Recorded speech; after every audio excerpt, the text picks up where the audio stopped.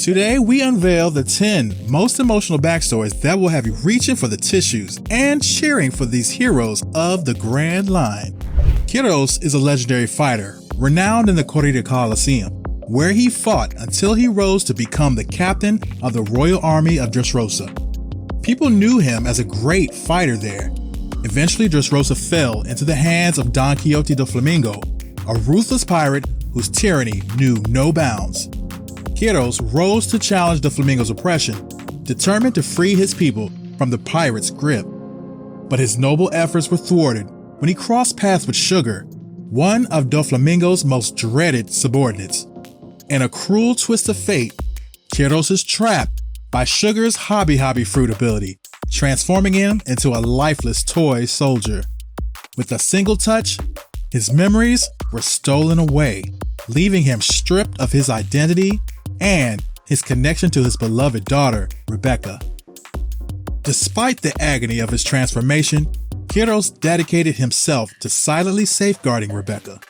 His love for her was the only beacon of hope in his darkened existence. During Rebecca's childhood, Kyros witnessed her moments of joy and sorrow. He wished to hug her and reassure her of his presence, but stuck as a toy, he couldn't feel her warmth or express his love. He observed her laughter as she played in the streets, and her determination as she trained in the arena. But it wasn't only in moments of solitude that Kyros watched over. Even in busy places like streets and markets, he always kept a careful eye on her. Whether it was someone trying to steal or someone acting strange, Kyros' strong, watchful look made sure Rebecca remained safe in any chaos. Years passed, filled with the agonizing silence of his toy form, but a glimmer of hope emerged thanks to the bravery of Usopp and the Straw Hat Pirates. The country's stolen memories were restored, and a father and daughter were brought back together. Donquixote Doflamingo, born into a world of privilege as a celestial dragon, witnessed firsthand the harsh realities of the world. His father, defying societal norms, chose to live amongst the commoners. This act of defiance invited ridicule and persecution from both the celestial dragons and common folk, and fueled a burning hatred within Doflamingo. The hatred festered, twisting his perception of the world. The ultimate betrayal, however, came not just from the world around him, but from the very system that supposedly offered him sanctuary. Consumed by rage and disillusionment with the celestial dragons, Doflamingo attempted to re-enter Marijoa, their holy land.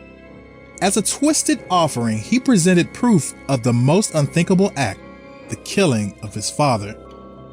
The celestial dragons, disgusted by the fact Doflamingo had already spent time with the commoners, refused to let him back into their holy land, so denied him re-entry. This rejection broke any feelings of loyalty Doflamingo might have still had left. It was the final push that sent him spiraling deeper into a vortex of hatred.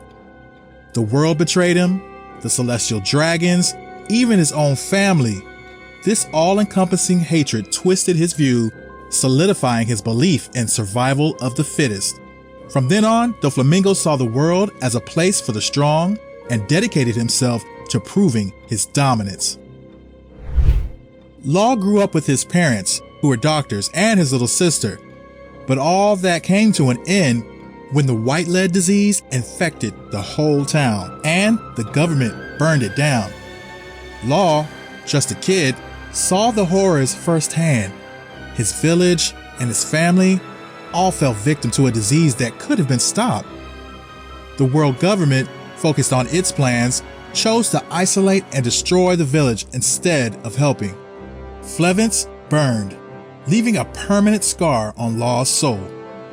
Driven by hatred for everyone who ruined his home and family, Law's path led him to Donquixote Doflamingo, a famous young pirate captain and a crime lord. Doflamingo, sensing Law's pain and hatred, offered him a place in his crew. At first, Law thought Doflamingo might be a savior, but this illusion was shattered shortly after Law joined the crew. After multiple failed attempts to kill Doflamingo, a glimmer of hope emerged in the form of Corazon, who was quiet and seemingly didn't get along with Law. Corazon, the brother of Doflamingo, was worlds apart from the ruthlessness of Doflamingo's crew, and took Law under his wing. He cared for Law, protected him, and traveled with him across the world to find doctors to cure the white lead disease. However, Corazon was a double agent, working against Doflamingo. When his cover was revealed, Corazon sacrificed himself to save Law. Senor Pink, a man who seemed to love loud clothes and acting tough, carries a burden far heavier than his oversized hat. Though a high-ranking officer in Doflamingo's pirate crew, something else mattered more to Pink. Pink and his wife Russian were about to become parents, with a child to fill their lives with happiness. But fate was cruel. Shortly after birth, their child died from a sickness. The pain got even worse when Russian left Pink to deal with his grief alone. For Russian, the hate for pirates was so immense that she had to leave Pink, who was living a double life as a bank employee for his love, Russian, and as a pirate of Doflamingo's crew. Running away from Pink in a storm, Russian got injured and went into a vegetative state. The baby outfit started as a joke at first to get Russian to respond. It made her smile every time she saw Pink. Upon seeing this, Senor Pink made a vow to never change his clothes for the love of his life and in the memory of their child. Now, we turn to Big Mom, a fearsome Yonko ruling over Whole Cake Island with an iron fist. But beneath this ruthless exterior lies a broken woman, haunted by a childhood trauma. Lin was different. Even as a child, her size and appetite were monstrous. Unable to keep her fed and fearing the destructive power of her hunger, her parents were forced to give her up. Feeling all alone and a little scared, Big Mom kept walking until she met Miss Caramel, a seemingly kind soul. Miss Caramel ran a house for lost children, offering a haven for Lin and others like her. But Miss Caramel's kindness masked a sinister truth. She was a notorious child slave trader. Despite the darkness Miss Caramel held, Lin thrived amongst the other children in the house. They formed a makeshift family, sharing meals and dreams of a brighter future. Tragedy struck on Lin's 6th birthday. A giant cake was prepared in celebration. Fueled by an insatiable craving, Lin went crazy. In a terrible twist of fate, she ate everything in sight, including Miss Caramel, who possessed the soul fruit, and all the other children. Lin, with no memory of the incident, was left emotionally scarred. Only Struzen witnessed the entire event. Seeing how strong Lin was, Struzen got an idea. Over the years, he carefully manipulated Lin's fractured memories and used her big appetite, molding her into the ruthless Yonko Big Mom, and helped her form Big Mom's pirate crew that the world knows today. Now, we look at a famous bad guy, Kurozumi Orochi, the former ruler of Wano country. He hated the Kazuki clan, and his hatred wasn't just because he wanted power, but because of something awful that happened in the past. Orochi wasn't always a mean and scary leader. He belonged to the Kurozumi clan, a family that wasn't liked in Wano. Orochi's father, who badly wanted to be in charge, tried to poison the other daimyo. Everyone found out about this terrible plan, and Orochi's father faced the worst punishment. Because of what his father did, everyone treated the whole Kurozumi clan badly. They were hunted, left out, and forced to live in fear with no money or home. Orochi, who was just a kid then, grew up without a home, always having to fight to survive. This hard life made him angry, and not just at the Kazuki who were in charge, but at everyone in Wano. He felt like the whole country punished him and his family, even though only his dad had did something wrong. Also, when Orochi saw the amazing Kazuki Oden, a strong and kind man who everyone loved, this just made Orochi feel worse. Oden had everything Orochi didn't. People liked him, respected him, and saw him as a hero. Orochi forgot what it meant to be fair, and he secretly wanted to kick out the Kazuki and rule Wano very strictly.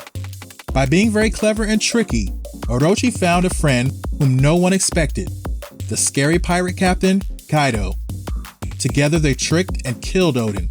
With Odin gone, the Kozuki were weak, and Orochi took over Wano. Orochi's reign of 30 years was a very bad time for Wano. He was a cruel and mean ruler who stole all the money for himself and used up all the country's resources while treating everyone as a slave. Anyone who disagreed with him was hurt badly. The once rich and happy country became a sad and empty place under his control. Bartholomew Kuma, known as the Tyrant, is one of the 7 warlords of the sea, a cyborg who gave up his free will. Born into a lineage of buccaneers, a group of pirates who were all treated like slaves by the world government, Kuma's family was enslaved by the celestial dragons. His mother, unable to bear the harsh conditions, couldn't fight her illness anymore and passed away when Kuma was young. Years later, his father, who had kept Kuma's spirit alive with stories of a legendary warrior named Nika, was killed right in front of him. This filled Kuma with sadness at the unfair world. Fueled by a desire for freedom and justice, Kuma joined the Revolutionary Army, a group fighting against the unfair ways of the world government. Here, Kuma found a sense of belonging and purpose. His incredible strength and kind personality made him well respected by everyone. During this time, Kuma fell deeply in love with a woman named Jenny. Their love blossomed, and they were blessed with a daughter, Jewelry Bonnie. But their happiness shattered when celestial dragons captured Jenny. They subjected her to horrific experiments, which gave her a strange disease later known as sapphire sickness. This disease also made their daughter Bonnie sick. Desperate to save his child, Kuma went for help from the brilliant scientist Vegapunk. Vegapunk felt sorry for Kuma and offered a way to cure Bonnie, but at a terrible cost. Kuma would have to become a pacifista, a cyborg weapon, basically a robot soldier for the world government. Torn between saving his daughter and his freedom, Kuma made the ultimate sacrifice. He said yes without any hesitation. Kuma, the once gentle giant, was transformed into a cyborg, a robot without a mind of his own. The world government even gave him a new name, Tyrant Bartholomew Kuma. Brook, the Straw Hat Pirate's musician, beneath his jovial exterior lies the tragedy of a life cut short and a long period of isolation. Brook, after consuming the revive fruit, gained another shot at life, but all that was left of him was bones. Due to a mishap, after his death, his soul returned to his body after a year, and all that was left of his body was his bones, making him a living skeleton with a soul. Being stranded in the sea by a mysterious fog with no way out, Brook and his crew came down with scurvy and lost their lives. Since everyone on the ship was a musician, they played until their last breath, going from a big band to a quartet, trio, duo, to a solo performance. Brook had to watch as his fellow crewmates died in front of him, and he was the only one left. Even after his revival, Brook was left standing on the ship for another 50 years, waiting for rescue, with no soul in sight, and a promise to keep with Laboon at Reverse Mountain. Sanji, the amazing chef of the Straw Hat Pirates, didn't always have a kitchen to call his own. He grew up under the rule of his father, Judge, a brilliant but cold scientist. Judge wasn't interested in cooking. His dream was to create powerful children with superhuman abilities. He experimented on Sanji and his siblings, giving them special powers, but Sanji was different. As his brothers and sisters grew super strong, Sanji remained weak and powerless because his mother had consumed a poison to counteract the effects of the experiment Judge had conducted during her pregnancy. Sanji's love for food clashed with his father's vision. His siblings, all super strong thanks to the experiments, picked on him constantly. Life at home was tough, and Sanji often ended up locked away in the cold, dark basement as punishment. But amidst the harshness, there was a beacon of warmth. Sanji's mother, Sora. Unlike Judge, Sora saw the beauty in Sanji's dreams. She nurtured his love for cooking. Her gentle nature and unwavering love were the only comfort Sanji had in his cold childhood. One day, things got so bad that Sanji's father threw him out.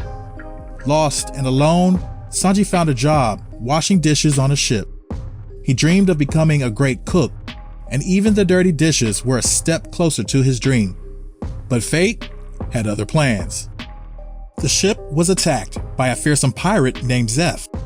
During a terrible storm, Zeph saved Sanji from being swept overboard and lost his leg. Stranded on a deserted island with little food from the wreckage, things looked hopeless. Zeph secretly gave all the food to Sanji, knowing the young boy needed it more. A sacrifice Sanji would never forget. For 85 long days, Sanji and Zeph survived on that island. When help finally arrived, Sanji knew he owed Zeph his life. He promised to become a chef who would honor Zeph's sacrifice and never let food go to waste. Chopper, the reindeer who wanted to heal everyone. Tony Chopper, the cute reindeer doctor on the Straw Hat pirate ship, wasn't always a brave doctor who sailed the seas. His story starts on a cold island called Drum Island, where all the other reindeer made fun of him because his nose was blue. Feeling sad and alone, Chopper met a kind doctor named Dr. Hiralik. Dr. Hiralik wasn't like other doctors. He dreamed of a world where nobody ever got sick, no matter who they were or what they looked like. Dr. Hiralik was always happy and loved helping people get better. Chopper felt happy for the first time and learned about a lot of medicine from Dr. Hiralik. One day, Dr. Hiralik got very sick. Chopper didn't want his friend to be ill anymore, so he set off to find a special mushroom that could cure anyone. Chopper wanted to be a good doctor and help Dr. Hiralik, just like Dr. Hiralik helped him. But in his hurry, Chopper grabbed the wrong mushroom. He didn't know it was poisonous. When he gave the mushroom to Dr. Hiralik, things took a tragic turn. Despite realizing it was poison, Hiralik, deeply touched by Chopper's selfless act, willingly consumed it. He couldn't bear the thought of disappointing his young apprentice who had risked so much. Sadly, the poisonous mushroom only worsened Hiralik's condition. From that day on, Chopper promised to become the best doctor ever. He studied hard and learned everything he could about healing people and animals. He wanted to be so good that he could cure any illness and never make a mistake like that again. Dr. Hiralik's kindness and love for healing everyone inspired Chopper. Now Chopper travels with the Straw Hat Pirates, using his doctor skills to help his friends and anyone who needs it, while finding the cure for all illnesses in his journey. Every time he uses a bandage or makes a special medicine, he remembers Dr. Hiralik and his dream of a world without sickness. Hit subscribe and tell us in the comments whose backstory did you like the best.